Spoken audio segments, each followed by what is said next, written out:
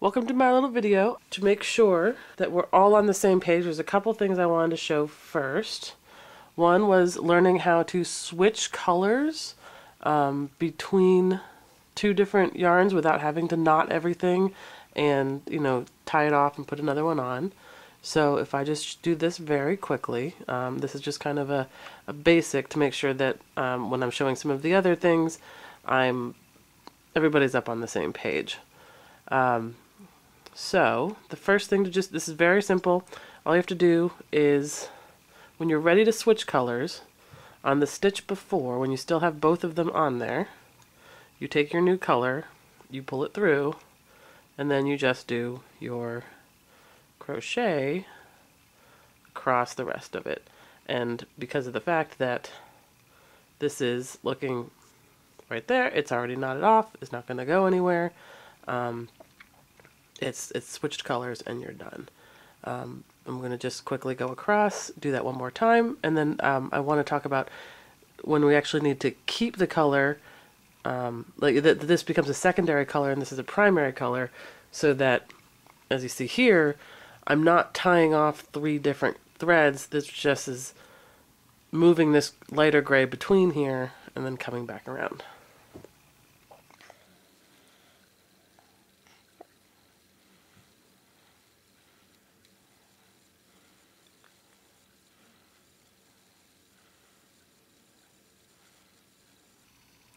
Okay, so now I'm back. I'm ready to switch colors again. I pull this through.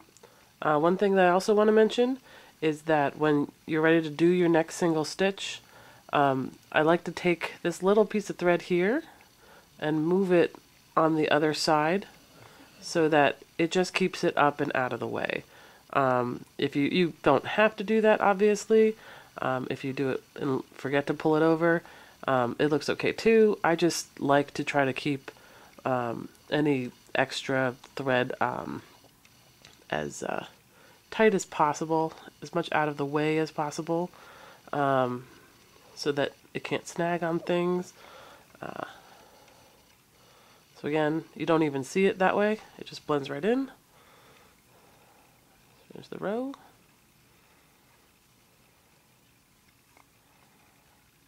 Again, you can see this isn't going, sometimes you need to just tighten it up a little bit if it's too loose, but it's not going to unwind. It's all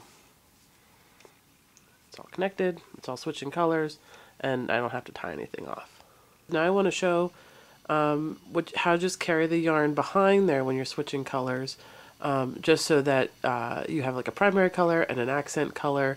And this will be important for when we're doing the accent color as that additional cabling.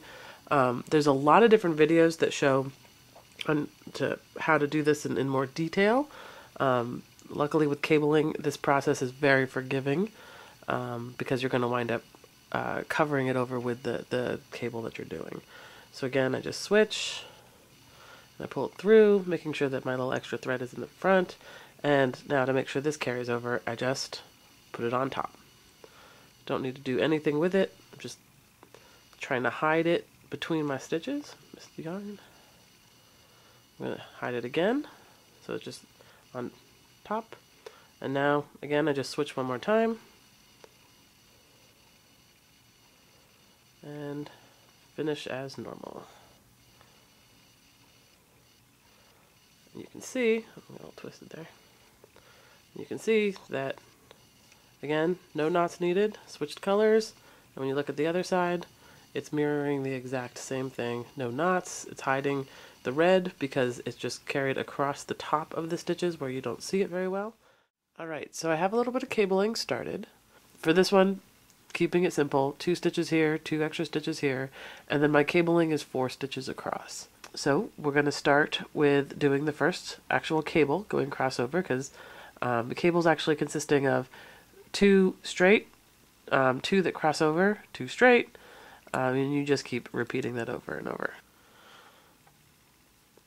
And as I said, I've got a little border of 2 single crochets.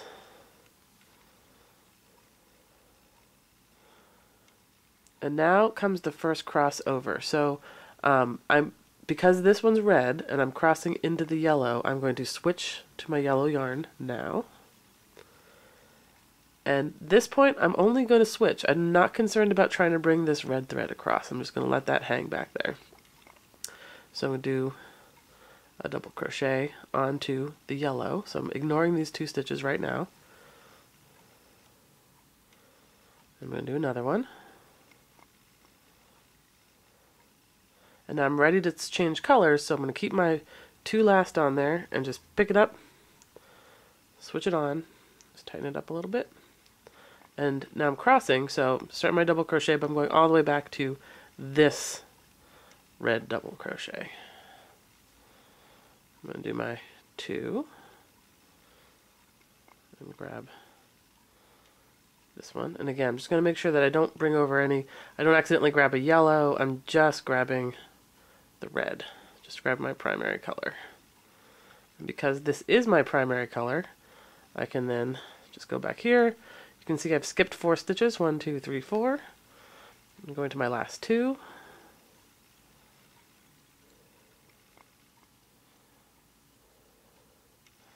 And now I'm ready to turn.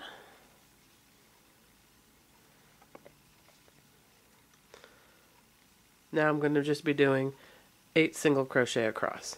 The one thing I kind of want to be ready for, and you'll see how this kind of zigzags a little bit along with the pattern in the front, is that the next one that I'm going to do on the front is going to be 4 straight up and down. So I can just keep these colors exactly where they are when I'm doing my singles. I'm going to keep with my reds. And now I am going to be ready to switch colors. So I'm going to switch to the yellow. Now there's going to be a lot of grouping here to keep some of these threads out of the way. So I'm going to grab this one to keep it up and out of the way, because you'll see how far over it would wind up coming, which is again why I said before, this is good to kind of grab it, just keep it out of the way. There's also this red thread that kind of hangs across, because we just dragged it across when we switched colors in the front. So I'm going to grab that one too, and then stick it through my loop. And I'm carrying this one across so that it's ready when I come over here. But when I pull this through, I'm only pulling through the 2 loops. So everything is just kind of bunched in there. And I'm going to do the same thing again. Both of those little extra red threads are just cleaned up, out of the way, nothing to snag on. Switch my color. I don't need to do anything. In this case, I mean, I can grab this one again to keep it tight. If I felt it was tight enough, I can leave it where it is. Either way, that's you really won't see that once you're behind there. I just try to keep everything up and out of the way as much as possible. So there's I got my 4, 2, 4, or 2, 4, 2, 2. All right, switching it back over to the front. Now I'm ready to do these 4 straight up and downs. I'm not going to be crossing over during this round, or this pass through, this row. I don't always use the right terms. This is not a professional video. This is just my tips and thoughts. So there's my 2, and I'm ready to switch again. Just tightening up that because it was a little light, it was loose. And again, I'm going to do a crochet. So when I switch between going from, now that I had a crossover and I'm going up and down, sometimes there's, again, these little extra threads, and you don't need to get them. They're not going to get snagged on anything. But when you have such a dynamic color change like this, I don't want to leave anything that doesn't make it look like it's smooth and going across. So if I grabbed this, there is a thread there. And yeah, to most people it's not going to see it, but I tend to get a little OCD. So I grabbed that one in addition to the double crochet from the previous round. And I just pull it under everything to just tighten them all up together. And then, oh, oops, slipped that one. Do my double crochet. Oh, not on camera. Sorry about that. I have to rewatch that to see if it was okay. And then I'm going to grab that. So I'm finding my second double crochet, which was covered up by the red ones, so that I can double crochet onto it and get 2 straights. But I'm ready to switch, so I'm not going to finish that.